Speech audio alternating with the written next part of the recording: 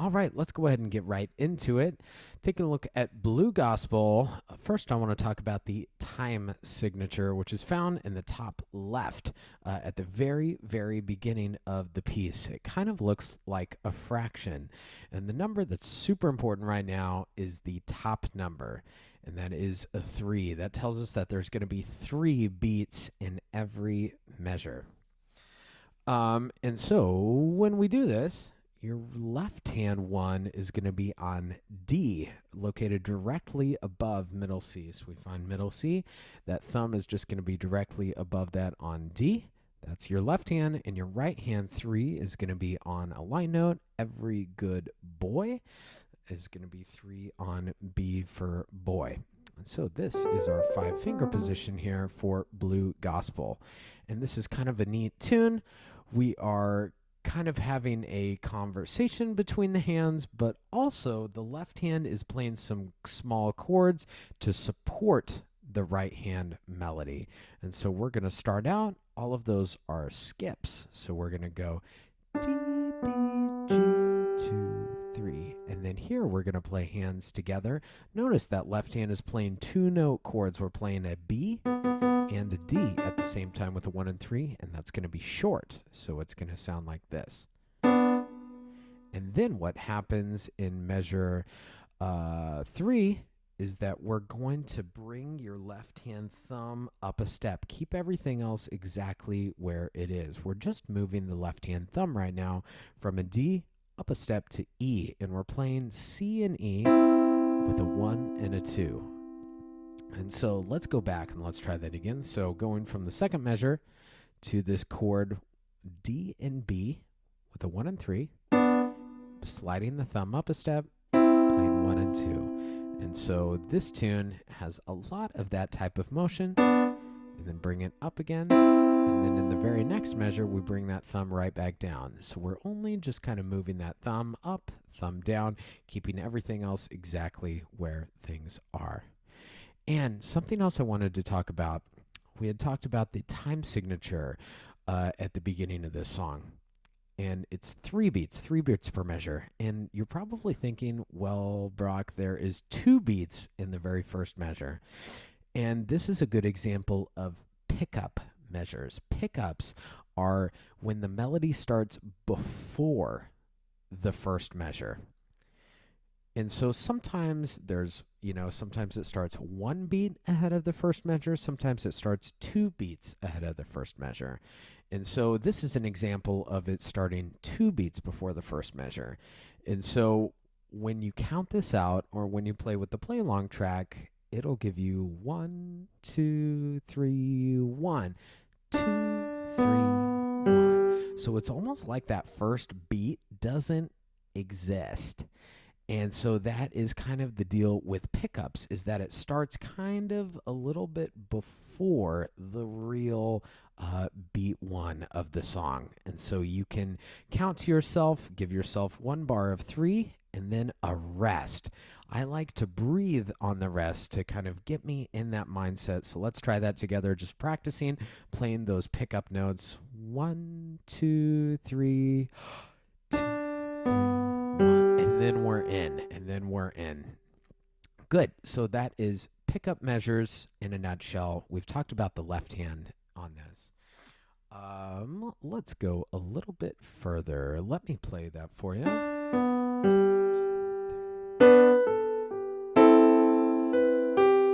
Notice the staccatos in that left hand. I love the difference and the contrast between those legato markings, the curved line above the left hand, which is very smooth, very long, very connected, and then the short notes on the staccatos, like in measure 3, and then it goes back to the long notes. Very smooth, very connected, no breaks in the sound. And then in measure 6, another staccato. And that contrast is kind of a cool sound, a cool texture over this. Take a look at the articulations in the right hand. we have that curved line overhand, and we talked about that is going to be a legato marking or a slur. That's going to be a very long, very connected, very smooth sound. Let's go ahead and go on. Let's check out measure 9. Now here we've got a big 4-note chord. We've got 2 notes in the left hand. We've already seen those before. And 2 notes in the right hand. This is going to be a D on top and an A on the bottom with a 5 and 2. 1 and 3 in the left, 5 and 2 in the right. And play that nice and strong. It's a nice sound. And then right hand goes on while left hand holds. Right. And then check this out. We're switching chords here. And then we go right back to that big chord. Now, I want to talk a little bit about that. Earlier in the tutorial, we had talked about pickup notes, and those are notes that happen before the melody, and it can happen later in the song too. We have a really big chord in measure 9 that we just learned between the 2 hands. Now, there's a quarter note that happens in the right hand before that. This is kind of a miniature pickup. It doesn't happen at the beginning of the song, but it happens in the middle of the song. And so we can kind of approach it the same way. I think that the more important note is measure 9. And so what I'm going to do with that quarter note in measure 8 is I'm going to play it a little bit softer, and then measure 9 is bigger. But that it's a pickup, it's supporting, it's leading to measure 9. We don't want to play it like this, where that quarter note is louder. It should be opposite. It should be leading to measure 9. So let me play that for you. I'm going to start in measure 6. So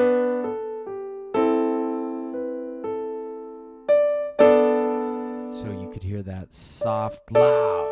It's leading to measure 9.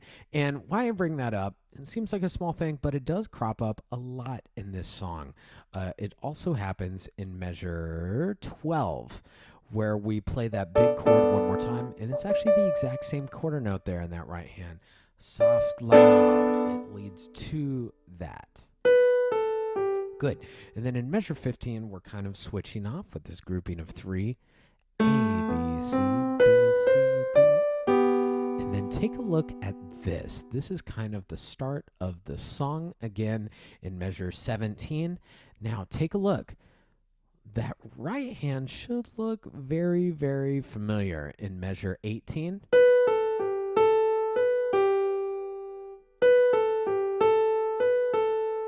That's just like our melody at the beginning. What is different here?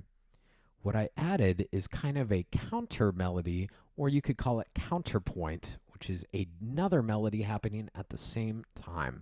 And so to complement the right hand, I've added kind of this part in the left hand. Now, I like that, and we've talked about that in a couple other tunes. This type of motion, when one hand goes one direction and the other hand goes the opposite direction, is called contrasting or contrary motion. And this is really nice. It gives the hands a feeling of independence.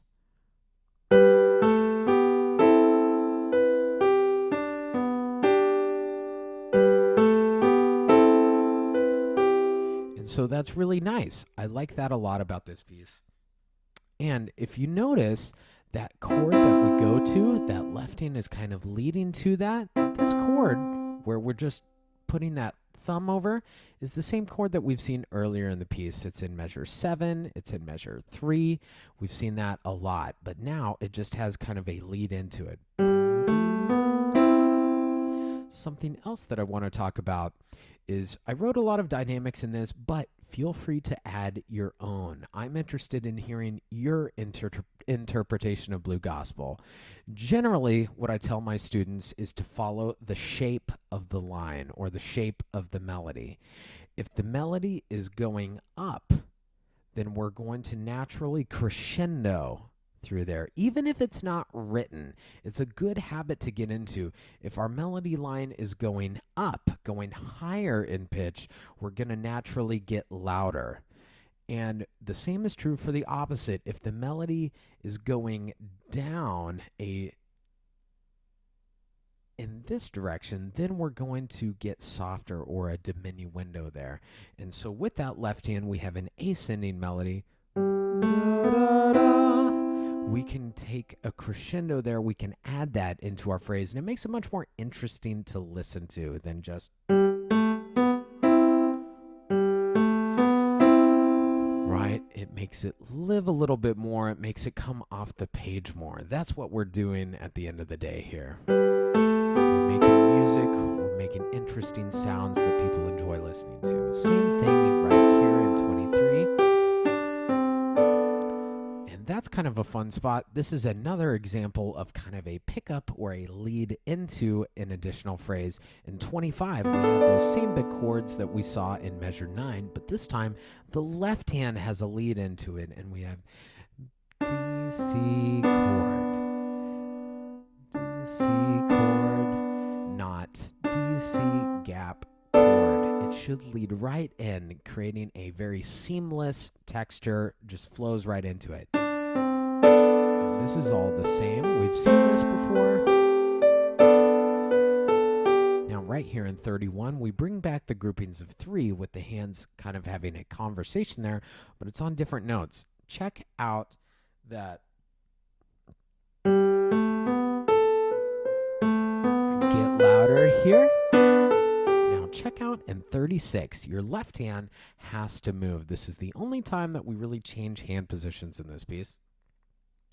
That would be, I like to use great burritos don't fall apart for the lines in bass clef. And so that tells us that this left hand is just going to move a step down to that very next white key. It's going to be F on the bottom, C on top. Your right hand's going to stay exactly where it is. So let me back up. Let's do that again. 35 would be move that left hand. Now notice what I do. In 35, look at my hands and notice when I move. I move in the rest. I play my first note in my left hand and then I move. While my right hand is playing, my left hand is moving. If I don't do that, then, 36 is a little bit of a surprise and I might miss it. Oh yeah, I'm supposed to move. And then it just doesn't flow as well. And so I can use those rests while right hand is playing. Left hand can move to create that right on beat 1, make that seamless. Move. Now here in the right hand, we're going to cross over to an F with a 3, 2 with a black key there, E flat, and then your 1 should be right on D. I'm going to play that nice and loud, and then you can just hold that as long as you want to. There is a marking right in 37, R-I-T in italics, and that means a retard. And we're going to gradually move a little bit slower here, like coming to a halt. It's a very good kind of ending thing to do, especially on a softer piece like this. So let me play 35. Now we're going to gradually slow it down and then hold that very last note as long as you want to. That is Blue Gospel, and that'll wrap it up for today. Thank you so much for joining us. I'll catch you next time.